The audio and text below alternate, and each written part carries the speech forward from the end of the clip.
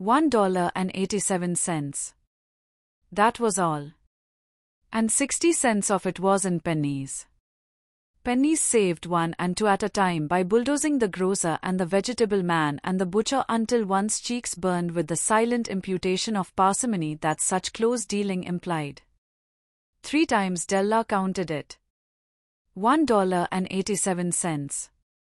And the next day would be Christmas. There was clearly nothing left to do but flop down on the shabby little couch and howl.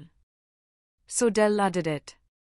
Which instigates the moral reflection that life is made up of sobs, sniffles, and smiles, with sniffles predominating.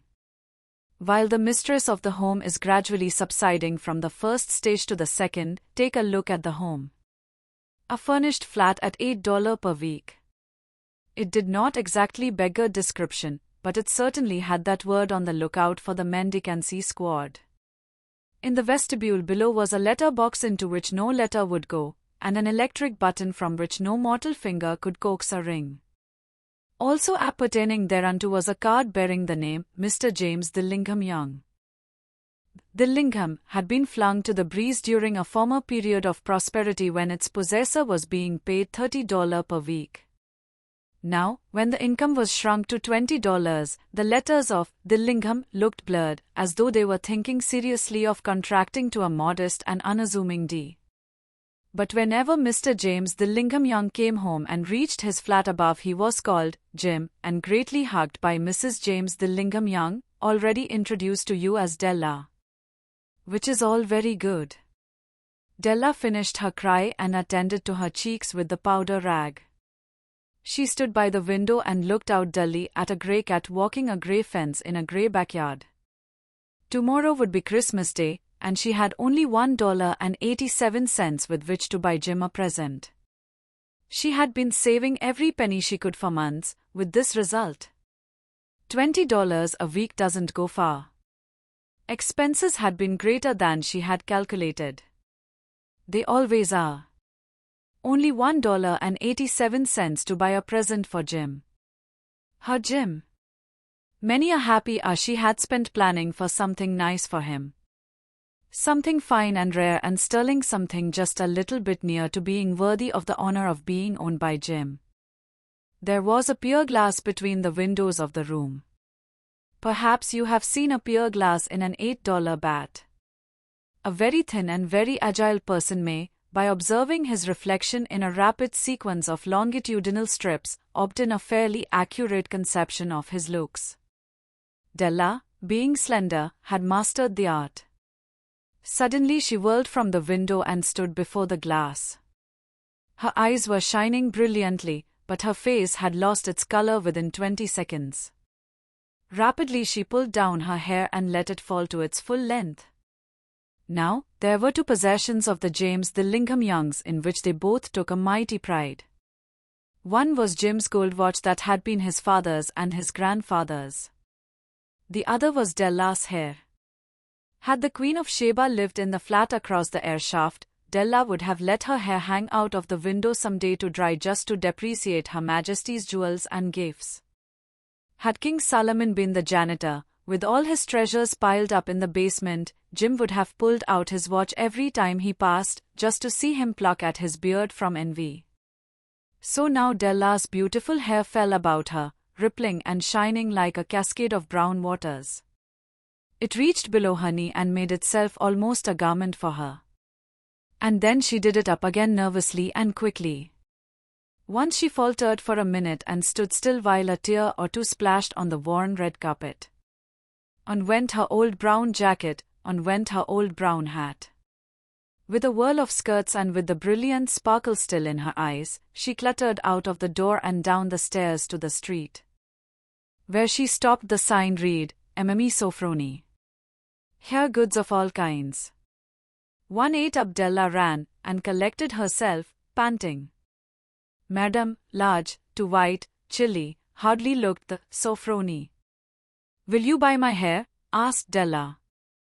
"I buy hair," said Madame. "Take your hat off and let's have a sight at the looks of it." Down rippled the brown cascade. $20, said Madame, lifting the mass with a practiced hand. "Give it to me quick," said Della. Oh, and the next 2 hours stripped by on rosy wings. Forget the hashed metaphor. She was ransacking the stores for Jim's present. She found it at last. It surely had been made for Jim and no one else. There was no other like it in any of the stores, and she had turned all of them inside out. It was a platinum fob chain, simple and chaste in design, properly proclaiming its value by substance alone and not by meretricious ornamentation as all good things should do. It was even worthy of the watch. As soon as she saw it, she knew that it must be Jim's. It was like him. Quietness and value, the description applied to both. $21 they took from her for it, and she hurried home with the 78 cents. With that chain on his watch, Jim might be properly anxious about the time in any company. Grand as the watch was, he sometimes looked at it on the sly on account of the old leather strap that he used in place of a chain. When Della reached home, her intoxication gave way a little to prudence and reason. She got out her curling irons and lighted the gas and went to work repairing the ravages made by generosity added to love. Which is always a tremendous task, dear friends, a mammoth task. Within 40 minutes her head was covered with tiny, close-lying curls that made her look wonderfully like a truant schoolboy. She looked at her reflection in the mirror long, carefully, and critically. "If Jim doesn't kill me," she said to herself, "before he takes a second look at me, he'll say I look like a Coney Island chorus girl. But what could I do? Oh, what could I do with $1.87? At 7 o'clock the coffee was made and the frying pan was on the back of the stove, hot and ready to cook the chops. Jim was never late. Della doubled the fob chain in her hand and sat on the corner of the table near the door that he always entered. Then she heard his step on the stairway down on the first flight, and she turned white for just a moment. She had a habit of saying little silent prayers about the simplest everyday things, and now she whispered, "Please, God, make him think I am still pretty." The door opened and Jim stepped in and closed it. He looked thin and very serious. Poor fellow, he was only 22 and to be burdened with a family. He needed a new overcoat and he was without gloves. Jim stepped inside the door, as immovable as a setter at the scent of quail. His eyes were fixed upon Della, and there was an expression in them that she could not read, and it terrified her. It was not anger, nor surprise, nor disapproval, nor horror, nor any of the sentiments that she had been prepared for. He simply stared at her fixedly with that peculiar expression on his face. Della wriggled off the table and went for him. "Jim, darling," she cried, "don't look at me that way. I had my hair cut off and sold it because I couldn't have lived through Christmas without giving you a present. It'll grow out again, you won't mind, will you? I just had to do it. My hair grows awfully fast. Say, Merry Christmas, Jim, and let's be happy. You don't know what a beautiful, nice gift I've got for you." "You've cut off your hair?" asked Jim, laboriously, as if he had not arrived at that patent fact yet, even after the hardest mental labor. "Cut it off and sold it," said Della. "Don't you like me just as well, anyhow? I'm me without my hair, ain't I?" Jim looked about the room curiously. "You say your hair is gone?" he said, with an air almost of idiocy. "You needn't look for it," said Della. "It's sold, I tell you, sold and gone, too. It's Christmas Eve, boy. Be good to me, for it went for you. Maybe the hairs of my head were numbered," she went on with a sudden serious sweetness, "but nobody could ever count my love for you. Shall I put the chops on, Jim?" Out of his trance Jim seemed quickly to wake. He enfolded his Della.